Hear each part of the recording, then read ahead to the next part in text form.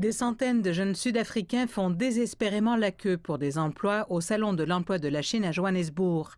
Une personne sur 3 est sans emploi ici. Les jeunes sont les plus touchés par la crise du chômage. Je suis venu ici à la recherche d'un emploi parce que j'ai entendu dire que des investisseurs chinois venaient en Afrique du Sud.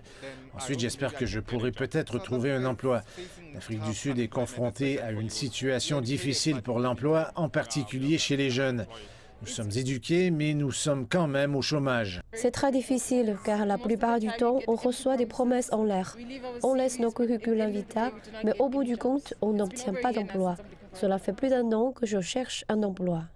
Des entreprises chinoises se sont engagées à ajouter 20 000 emplois à l'économie sud-africaine au cours des 3 prochaines années.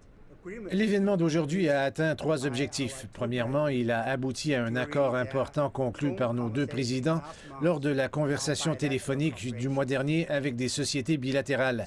Deuxièmement, il a obtenu des résultats gagnant-gagnant. Nous savons tous que de nombreux Sud-Africains ont signé un contrat de travail. Et aussi, c'est une bonne opportunité pour les entreprises chinoises d'embaucher des gens sur place et de poursuivre leur développement local. Dans tout investissement dans ce pays, vous devez d'abord envisager la création d'opportunités d'emploi. Ensuite, vous pouvez rechercher d'autres opportunités. L'investissement que vous venez faire doit être destiné aux entreprises locales. Vous ne pouvez pas le gérer seul, alors l'emploi local devient très important. Le plan de l'Afrique du Sud de créer 11 millions d'emplois d'ici à 2030 a été compromis par des événements imprévus au cours des 2 dernières années.